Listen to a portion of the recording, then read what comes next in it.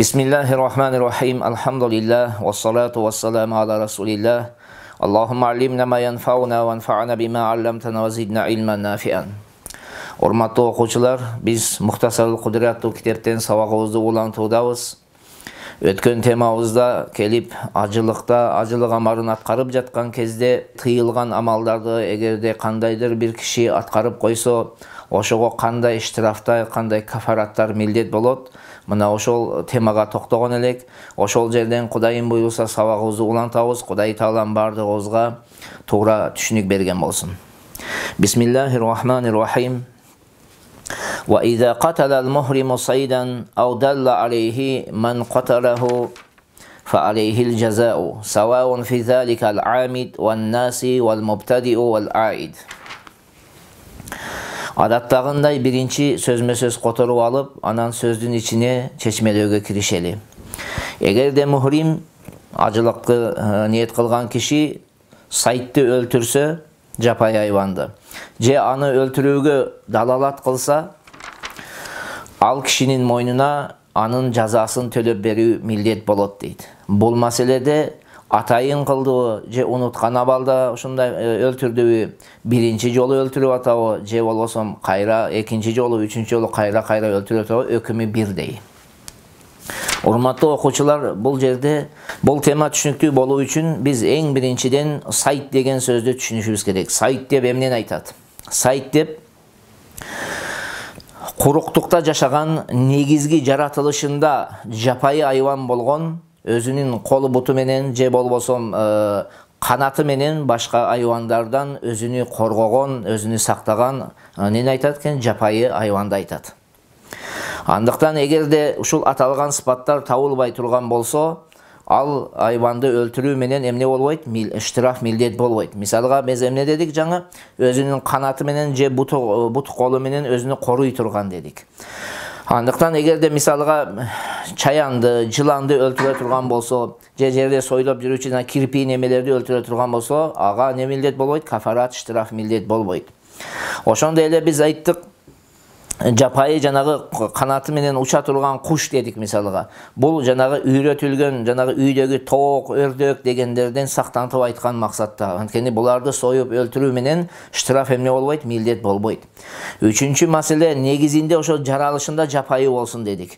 Андыктан эгерде үй жаныбары эгерде жапайыга талага кой бербейсек, жапайыга айланып кала турган болсо, аны кийин барып бир ажыкебиз аңчылык кыла турган болсо, арга иштираф милдет болбойт.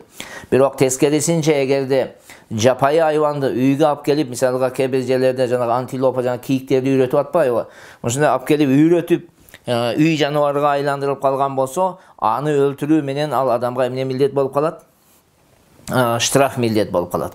Ошондой эле жапайы айвандарды кайра биз бул жерде экиге бөлүп карашыбыз керек. Жапайы айвандар эки бөлүккө бөлүнөт. Бири мунун туулуусу, жана жашоо жери куруктук болот. Экинчиси бул деңиздики болот. Бул деңизде туулуп, ошол сууда не болот? Жашайт. Сууда туулуп, сууда жашайт дейли. Мындай жаныбарлар. Бул жерде ошол ажылык амалын аткарып жаткан кезде мүмкүн эмес амалдар бул жанагы куруктукта жашагандарын айтат. Куруктукта туулгандарын айтат. Ал эми жанагы сууда, деңиздерде туулгандарды, аларды пайдалануу, ал адал, ага шарият тыюу салган эмес. Эми темабызга кайта турган болсок, кайра караңыздар. Эгерде жанагы аталган сыпатта болгон бир жапайы айванды мухрим өлтүрсө, же өлтүрсө, ага неси болот экен? Дароо эле ага иштираф милдет болот. Ошонун баасын төлөп бериш керек. Аз баасы тууралуу төмөндө сөз келет. Же болбосо өзү өлтүрбөдү, бирок башка кишиге далалат кылды. Башка кишиге анын ордун көрсөттү, ишара кылып көрсөттү. Тетиги жерде баланчы таштын жанында бир коён турат, же палан жерде бир кийик турат, же палан жерде бир чөө турат деп ушундай көрсөткөндөн кийин тиги киши барып туруп аны өлтүрө турган болсо, ошол көрсөткөн адамга, далдалчы болгон адам дагы ошол өлтүрүүчү өкүмү сыяктуу болот да, кылмышка шериктеш болот дейли. Шериктеш болот да, анын баасыны төлөп берүү жанагы ажекеге эмне болуп калат? Милдет болот. Бирок мына ушул далдалчылык кылуу менен, ордуну көрсөтүү менен жанагы кафарат, анын баасы, иштирафы милдет болуу үчүн өзүнүн шарттары бар. Эң биринчи шарты Жанагы сиз эгерде ажекебиз бирөөгө көрсөтө турган болсо, мисалга мен ажекейлем Ажы Муратты айттым да, Ажы Мурат палан жерде ушундай бир коен турат десем, ошондо Ажы Мурат менин сөзүмдү жалганга чыгарбай барып өлтүрсө, ошондо мага штраф милдет болот. Ал эми Ажы Мурат ошол жерде мен сөзүмдү жокко чыгарсай, калп сүйлөбөң десем, жалган эле ал жерде кайдан эле кийик болсун дегендей кылган болсо, андан барып өлтүргөн болсо, анда эмне штраф мага милдет болбойт. Экинчи шарты, мен мына ушул Ажы Муратты көрсөткөн кезимде, Ажы Мурат тиги жерде бир кийик турат деп мисалга, ал киши өзү билбеш керек алдын ала. Өзү билбеген адамга эгерде мен көрсөтө турган болсом, ошондо гана мага далалат кылуучу адамга, көрсөтүүчү адамга штраф милдет болот. Үчүнчүсү, ошол Ажы Мурат, мына мен Ажы Муратты көрсөттүм да, палан жерде бар деп. Ажы Мурат өлтүргөнгө чейин мен жанагы ихрамдан чыга элек болушум керек. Эгерде ихрамдан чыкканымдан кийин мен көрсөттүм, ордуга айттым, палан жерде бир кийиктер бар, палан жерде чөөлөр бар, шундай деп айттым мисалга. Айткандан кийин ихрамды бүттү, жанагы ажылык амалдарын аткарып бүтүп, ихрамдан чыкканымдан кийин жанагы барып туруп мен айткан адам барып аны өлтүрө турган болсо, анда дагы эмне милдет болбойт мага? Штраф милдет болбойт. Ошондой эле мен айткандан кийин жанагы сайт, жанагы жапайы айван ордунан не болбош керек? Жылып кеткен болбош керек. Башка жака кеткен болбош керек. Эгерде башка жака кеткенден кийин анан Ажы Мурат балып аны кармап өлтүрө турган болсо, анда дагы мага штраф милдет болбойт. Мына ушундай шарттар менен эмнекен гана анан далдалчыга, далалат кылган адамга эмне болот? Штраф милдет болот. Эми бул маселеде ошол баасын төлөйт дедик, аз баасы төмөндө келет. Бул маселени мен атайын кыламбы, унуткан абалда кыламбы, же биринчи жолу кылып атамбы, же кайра кылып атамбы, айырмасы жок. Бардыгын өкүмү эмнекен? Бирдей. Баары бир мен эмне кылышым керек болуп калат? Штраф төлөшүм керек болуп калат. Wal jaza'u 'inda Abi Hanifata wa Abi Yusufa ay yuqawwima sayda fil makan allazi qatalahu fihi aw fi aqrab al mawazi' minhu in kana fi bariyatin. Эми ошол Абу Ханифа рахматуллахи алейхи менен Абу Юсуфтун көз карашы боюнча жанагы сайттын, жапайы айвандын баасыны кай жерде бааланат десе, ошол кайсыл жерде өлтүрүлгөн болсо, ошол жердин баасы менен не кылат? Бааланат дейт. Кайсыл жерде өлтүрүлгөн болсо, ошол жердин баасы менен не кылат? Ошол жердеги бааны карайбыз, ошонун баасын төлөп берет. Мисалга бир чөөдө өлтүргөн болсо, койдун баасын ошол жерде карайбыз, койдун баасы канча сом болсо, ошол бир койдун баасын не кылып берет? Төлөп берет. Эгерде талаада өлтүрүлгөн болсо, анда карайбыз, жакын арада кайсыл жерге жакын болуп өлтүргөн болсо, мына ошол жердин баасына алып эмне кылынат? Төлөп бериш керек болуп калат. Бирок ким баалайт десе, юқаввимуху зава адлин, эки адилеттүү киши баалайт. Эки адилеттүү кишинин баалашы неме болот? Эң жакшы болуп эсептелет. Эки адилеттүү киши эмне кылыш керек экен? Баалаш керек. Бирок жанагы баалаган кезде сыпаты эмне кылынбайт? Баягы сыпаттары эске алынбайт жанагы неменин. Тек гана эмнеси эске алынат? Ошол өзүнүн турушу эске алынат. Турушу эске алынат. Мисалга бир бүркүттү мисалга бирөө үйрөткөн болсо, анын ошол үйрөтүлгөндүгү жагы Аллах Тааланын акында не кылбайт? Эске алынбайт. Ошол бүркүттү өзүнө бааланып эле ошол баасын төлөнөт. Бирок ага үйрөтүлгөндүгү үчүн эгер ал бирөөнүкү да ага ээсине да төлөп бере турган болсоң, анда сыпат жагы дагы эске алынып, эки штраф төлөнөт да. Бирине ээсине төлөйсүз, бири Аллахтын ыраазычылыгы үчүн. Кыскасы ошол төлөгөн кезде негизги ошол турушун эмне кылынат экен? Бааланат. Summa huwa mukhayyarun fil qimati in sha'a ibta'a biha hadiyan fazabahahu in balagat qimatuhu hadiyan wa in sha'a ishtara bihi ta'aman fatasaddaqa bihi ala kulli miskinin nisfa sa'in min burrin aw sa'an min tamrin aw sa'an min sha'irin wa in sha'a sama an kulli nisfa sa'in min burrin yawman wa an kulli sa'in min sha'irin wa an kullin sa'un min sha'irin yawman.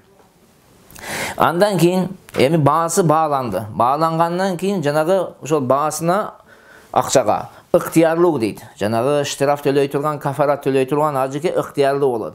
Эгер кааласа ага бир хадия сатып алат. Хадия дегенибиз бул ошол ажылыкта барып союла турган нерселерди айтат. Мисалы кой, курбандыкка жарай турган нерсе дейин. Курбандыкка жарай турган нерсени сатып алат. Эгерде жанагы штрафтын баасы эмнеге жетсе, бир хадияга жете турган болсо. Бирок эми ушуну кандай кылат десе, бир хадия сатып алат, кой сатып алат да, аны соет. Союп, ошол этини не кылып берет, таркатып берет. Эгерде баасы неге жетсе дедик, ошо койду сатып алууга же эчки курбандыкка жараткан эчки сатып алууга жете турган болсо. Бирок мунун сое турган орду бул эмне болот? Харам болот. Харамдын чөлкөмүндө эмне кылыш керек? Союш керек. Андыктан эгерде хилде сое турган болсо, харамдын чөлкөмүнөн чыгып туруп сойсо, ал хадия катарында не болбойт? Дурус болбойт. Бирок тамак берүү катарында эмне болот? Дурус болуп калат. Анын этини алып барып туруп эмне кылыш керек болот? Садака кылып бериш керек болуп калат. Бирок эгерде харамда сойгон болсочу, харамда союп, анан урдалып кетти. Харамда союлуп урдалып кете турган болсо, болду, анын ордуга башка нерсе бул кишинин мойнуна эмне болбойт? Милдет болбойт. Эгерде харамда сое турган болсок, ошол канын чыгуусу жетиштүү болот да. Ал эми харамдан сырткары сое турган болсок, мисалга хилде сое туруп, анан эти урдалып кете турган болсо, анда анын ордуга дагы бирди союш керек болуп калат. Ошондуктан мындай иштирафтардын орду кайда союлат экен? Харам чөлкөмүнүн ичинде союлат. Же болбосо эми караңыз, хадияга жетти, койго жетсе кой сатып алдык. Эгер жетпей турган болсо, анда эмне? Же болбосо эмне кылабыз? Жетсе да эле, бирок кой сатып албай турган болсок, эмне сатып алабыз? Будай сатып алабыз, арпа сатып алсак болот. Эми эгерде будай, арпа сатып алсак, будай боло турган болсо, ар бир мискинге, ар бир кедейге жарым со будайдан эмне кылабыз? Бөлүп беребиз. Же арпа сатып ала турган болсок, ар бир мискинге бир со арпадан бөлүп беребиз. Же курма сатып алсак, ар бир мискинге бир со неден беребиз? Курмадан таркатып беребиз. Бир соңуз өткөн сабактарда айтканбыз 3 кг 200 грамдан жокорураак. Жарым соңуз 1 кг 600 грамдан көбүрөөк болот. Эгер кааласа, муну да карабады. Хадияда сатып албаса, мисалга будай, арпа да сатып албаса, эгер кааласа, ар бир со будай үчүн не кылат? Bir күн орозо тутуп берет. Же болсо ар бир со арпа үчүн не кылып берет? Kulli so'in min sha'irin yawman. Ар бир со арпа үчүн да не кылып берет? Bir күн орозо тутуп берсе да эле боло берет. Мисалга будай менен алган болсо, айталы 10 жарым 15-16 килограмм дейли. 16 килограмм будай эми 10 кишиге бермекчи боло турган болсо, мисалга, канча күн орозо тутуп берет экен? 10 күн орозо тутуп берет деген сөз. Жанагы акчаны эсептейт, канча килограмм будай келет, же болсо арпа ала турган болсо канча килограмм арпа келет, ошону жанакындай бөлүштүрөт. 1 килограмм 600 грамм будайдан канча болот? Канча адамга тиет? Ошонун ар биринин ордуна эмне кылып берет? Орозо тутуп берет деген сөз.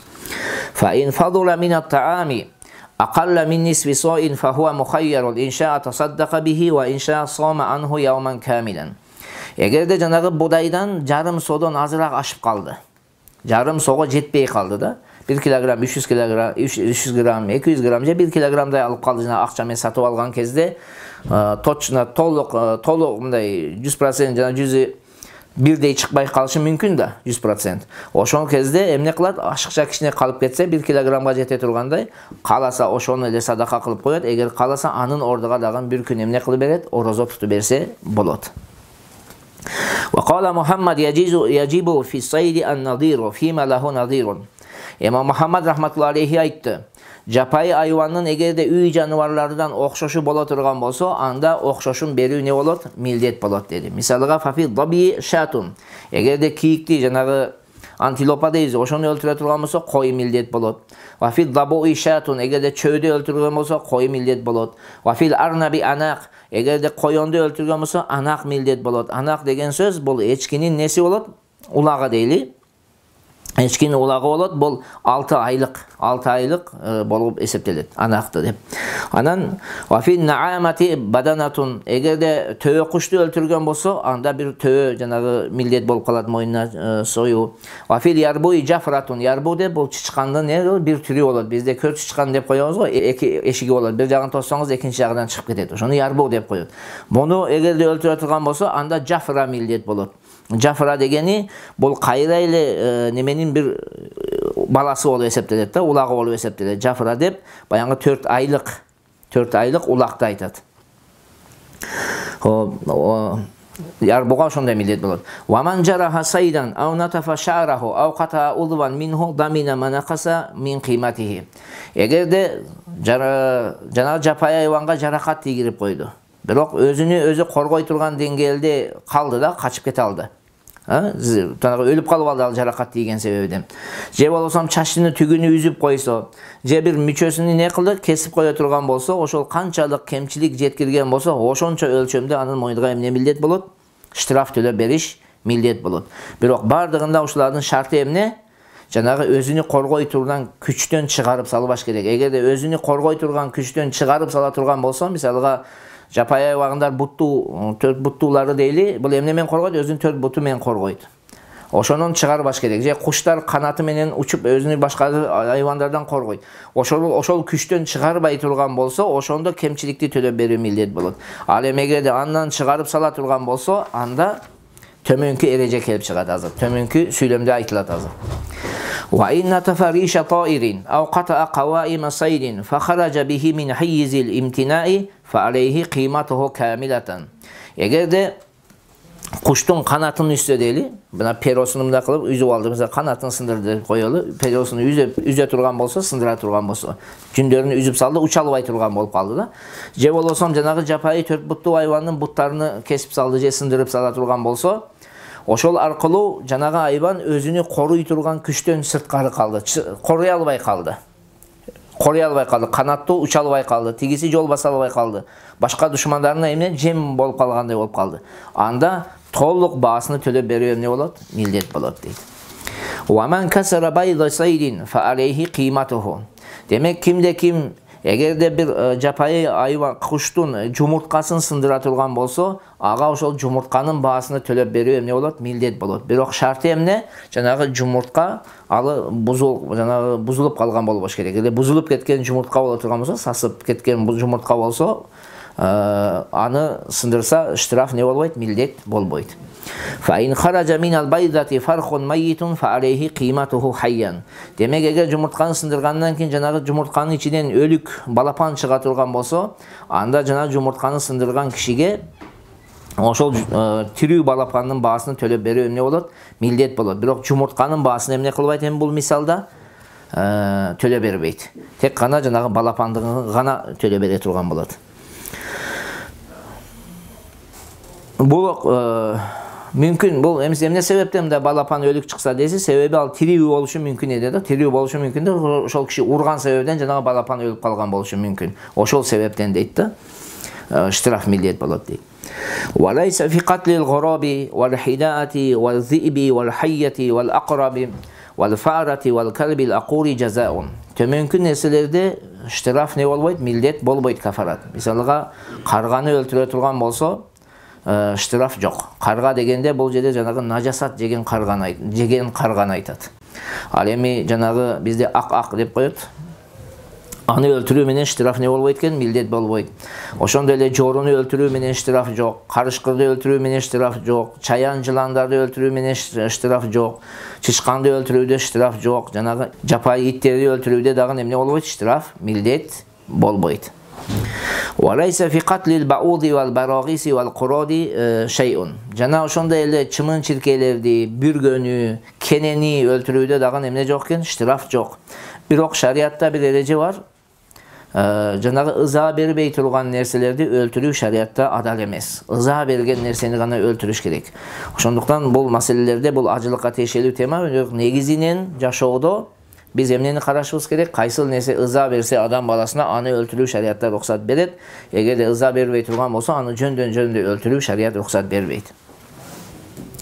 وَمَنْ قَتَلَ قَمْرَةً تَصَدَّقَ بِمَا شَاءَ. Демек кимде ким бир битти өлтүрө турган болсо, колунан келишинче эмне кылат? Эмне бере алса, колунан кандай кааласа, ошон таризде эмне кылат? Кичине садака кылып коет да. Өзүнүн каалоо менен көп береби, аз береби, жарай берет бул маселеде. Бирок бул эгер качан ушундай штраф милдет болот? Эгер денесинен, башынан, кийиминен битти алып өлтүрө турган болсо. Ал эми эгер жерде ташталган битти алып өлтүрө турган болсо, ага штраф милдет болбойт дейт. وَمَنْ قَتَلَ جَرَادَةً تَصَدَّقَ بِمَا شَاءَ. Демек кимде ким дейт бир чегирткени өлтүрө турган болсо, бул чегирткени өлтүргөндүгү үчүн дагы колунан келген не кылат? Өзү каалаган, колунан келген дебейли, өзү каалаган нерсени не кылат? Садака кылат дейт. وَتَمْرَةٌ خَيْرٌ مِنْ جِرَادَةٍ. Тамра, жанагы корма неден? Чегирткеден жакшыраак дейт. Бул сүйлөм негизинен бул темага көп деле байланышы жок. Bunu tabarrukan Umar radıyallahu anhu aytqandıqtan bu kitapta keltirilген. Sebebi Umar radıyallahu anhu'nun doğrunda Himsa degen jerdin adamları muhrim bolgon abalda çegirtkelerdi öldürüttü. Anan kelip durup Ka'bul Ahbar'dan soragan kezde emne bolot biz şunda çegirtkelerdi öldürüpüz dese Ka'bul Ahbar aytat az bir çegirtke üçün 1 dirham ştraf töleşiңер deydi. Anan bul kavarlı kelip Umar radıyallahu anhu aytkan kezde "Sizlerden qanday akçaňar köp, o Himastın eli" deydi. "Ayabay bayısıňar go" deydi, "bir çegirtkege 1 dirham berge" deydi. Anan sözünü ulantıp "Kurma çegirtkeden jakşyraak" degen sözdü aytkan. Muna ошол sözdü bul tabarrukan kiteptin eýisi, uşul kitebin berekeli bolsun dep ulug sahabanın sözüne ne kılgan kitebine keltirip koygan. "Wa men qatala ma la yukalu lahmuhu min as-sibai wa nahwiha fa alayhi'l jaza'u." Demek kimde kim japayı hayvanlardan, japayı jırtkıç hayvandan, tört butlardan je bolson kuşlardan deyli, kuş japayı hayvanlardan eti jeyilbey turgandaryny öldürө turgan bolso, aga anın baasını төлöp berүү millet bolot. Birok wala yatajawazu bi qimatiha shatan, baasında bir koydun baasından köp ne kılbayt, төлöbeyt.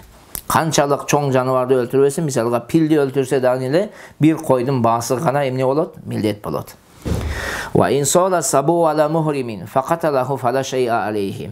Eger de japayı hayvan muhrimge kol salsa. Misalga aytalı çöw keldi de muhrimge emne kıldı, kol saldı. Anı ошол kol salgandыкtan anı muhrim öldürө turgan bolsa, ajike anın moynuga eç nerse ne bolboyt, millet bolboyt. Wa in usturral muhrimu ila akli lahmi saydi faqatalahu fa alayhi'l jaza'u. Eger de muhrim japayı hayvanın etini jeşke argasız boldu. Aylasız kalsa, misalga aç kaldı da, aylasız emi kiyikti öldürüş gerek boldu, je koyon atış gerek bolup kaldı. Oşontu öldürө turgan bolso da ile anın baasını төлöp berүү moynuga emne bolot, millet bolot deydi. Wa la ba'sa bi ayazbahal muhrimu ash-shata wal baqarata wal ba'ira wad dajaja wal battal al-kaskariya. İhram kiygen adam dina ajıkeviz üy janawarlaryny soyuğunun ziyanı jok deydi. Hiç teke bolboy. Misalga koy, uy, tö, tok, janağı batti kaskari degeni bu çoğurak ördöktördü aytat, jana üyde jaşagan. Kaz dep koyobuz, emne dep koyobuz, oşonu aytat. Wa in qatala hamaman musarwalan aw dabiyan musta'nisan fa alayhi'l jaza'u. Alemi eger de ajike janağı kögüçkönde öldürse, kögüçkön degende janağı butuda jüni bolot go, kişine başkaçarak bolot. Oşol doydu öldürө turgan bolsa, je üyretulgan kiyikti öldürö turgan bolsa, anda anın baasını төлöp berүү moynuga emne bolot, millet bolot deydi. Wa in zabahal muhrimu saydan fa zabihatuhu maytatun la yahillu akluha. Eger de ajike ошол жапайы hayvanды Bismillah, Allahu Akbar dep soya turgan bolsa, anın soygonu ne bolboyt? Aram öldük bolup eseptelet. Özünçe öz aldınça ölgöndөрдүн katarına koşulat da anı jeş adal emes. Kıskası ajikebizge ошол ajılık amalını atkarıp atkan kezde japayı hayvandı misalga koyondu, je kiyikti Bismillah Allahu Akbar dep soyso, je Bismillah Allahu Akbar dep ata turgan bolsa, al emne bolup kalat eken? Aram bolup kalat. Aram ölgöndörдүн katarına koşulup kalat. Anı jegenge bolboyt. Wa la ba'sa bi ay ya'kulal muhrimu lahma saydin istadahu halalun wa zabahahu iza lam yadullahul muhrimu alayhi wa la amarahu bi saydihi. Eger de muhrim falan jerde bir koyon bar oşonu atıp geliңiz debese, je bolson bar at degende buyruk bergen bolboy bir halal kişi, halal degende ihramda emes kişi varıp aňçylyk kılıp alıp kelgen etти jese, anın nesi jok deydi, ziyanı jok. Halal kişi aňçylyk kılıp geldi, Bismillah Akbar dep soydu. Oşogo bul muhrim dalalat kılgan bolsa bari öldür dep je buyurgan bolbosa, oşonun etiden jeşinin emnesi jok eken, ziyanı jok. Wa fi saydil harami iza zabahahul halalu al jaza'u. Emi haramnın çölkömü içinde, haram çölkömünün içindeki japayı hayvandı eger de halal kişi, halal degende muhrim emes, acılıkты atkarıp atkan kişi emes. Munda ile jürgen kişi eger de soya turgan bolsa, anın nesini төлöp beret, iştirafını төлöp beret, toluk baasını töleş gerek bolup kalat. Wa in qata'a hashishal harami aw shajarahu allazi laysa bimamlukin wa la huwa mimma yunbituhu an-nasu fa alayhi qimatuhu. Eger de muhrim haramnın çövünü orso, je bolbosam birödün mençigi bolbogon jana adatda adamlar östürbөгөн bir darakты kese turgan bolso, anın baasını emne kılat, töröp berүү moynuga millet bolot. Ошол haramdagы daraktar 4 türü bolot. Oşo 4 türdün 3 türünde ştraf jok, 1 türünde ştraf bolot. Ştraf millet bolboy turgan birinci türü adamlar adatda östüre turgan darak, жана адамдар өстүрө турган даракты эгерде адамдар өстүргөн болсо, мына ошону кесе турган болсоң, харамдын урматы үчүн не милдет болбойт, штраф милдет болбойт. Бирок ээсине төлөп бересиз, ал өзүнчө маселе. Экинчиси,